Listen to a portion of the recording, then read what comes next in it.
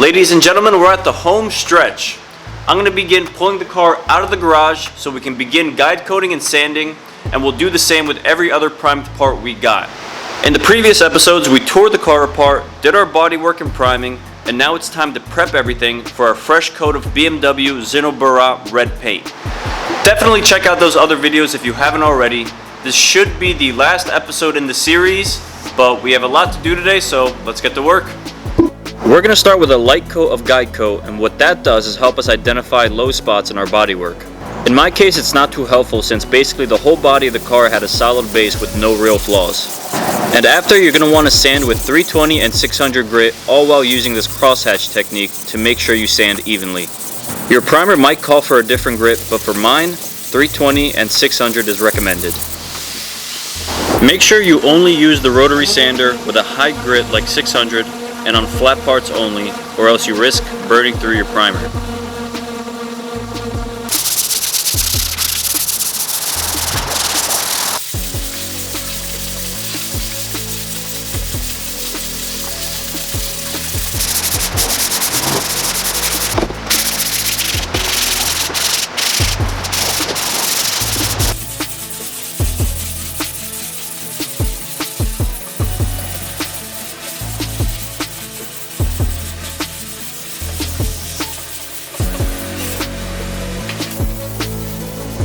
I was going to pull the car out of the garage for sanding, but it's been storming all week in New Jersey, so we'll make do in the garage for now.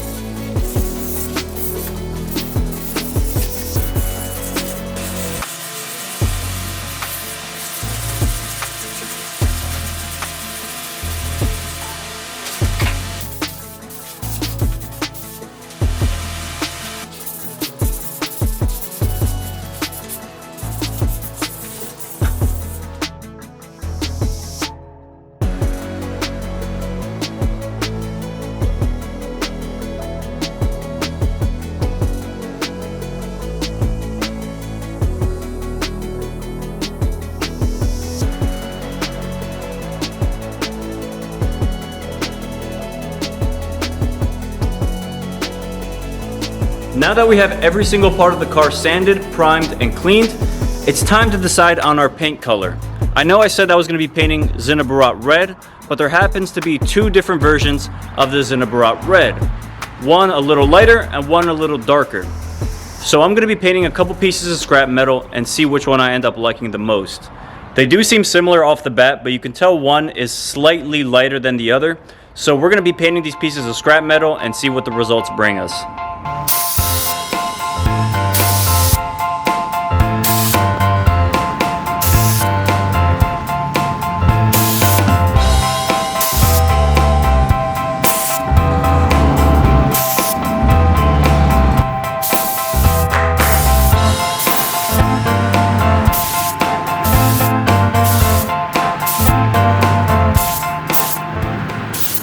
Alright, now that we have both colors painted, could you tell me which one is the lighter one and which one is the darker one?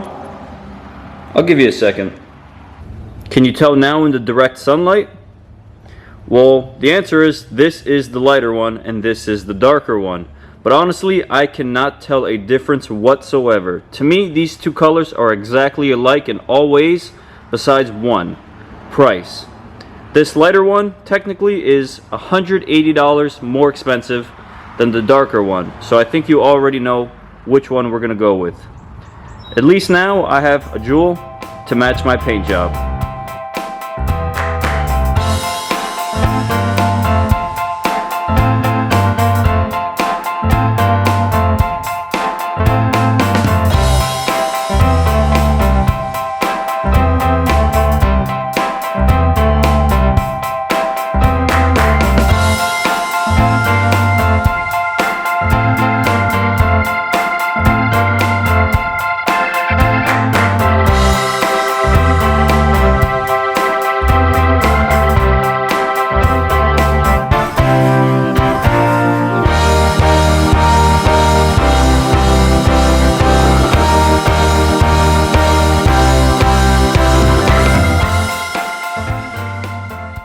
Now that the whole car is masked off, this is what $1,000 in painting supplies looks like.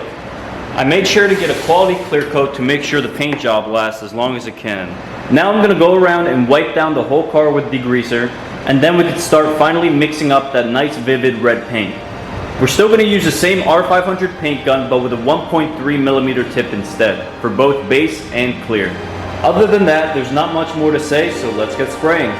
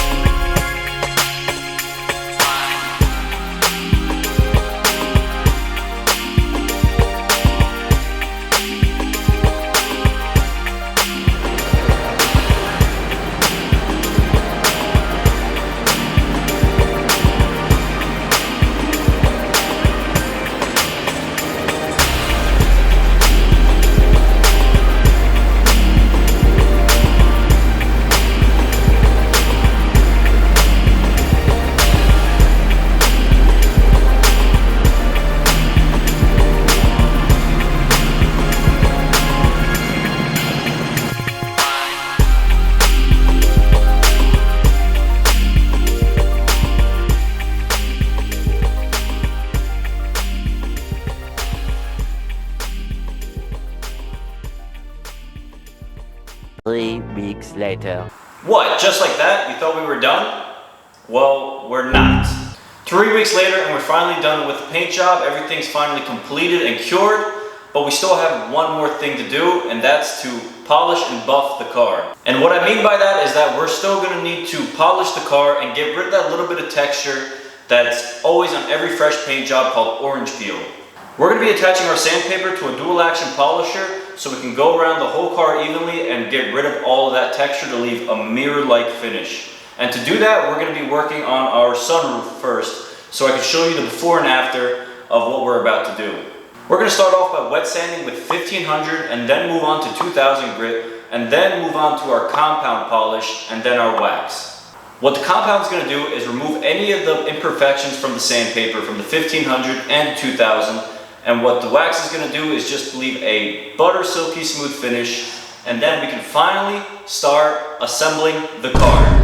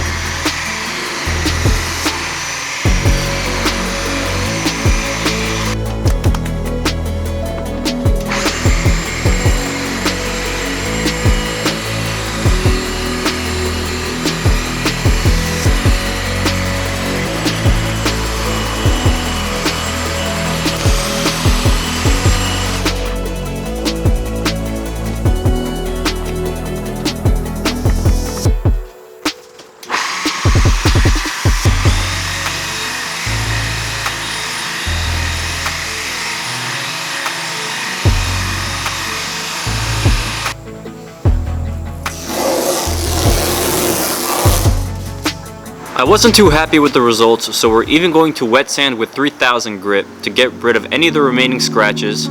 But like I said before, we're going to start with 1500 and work our way up.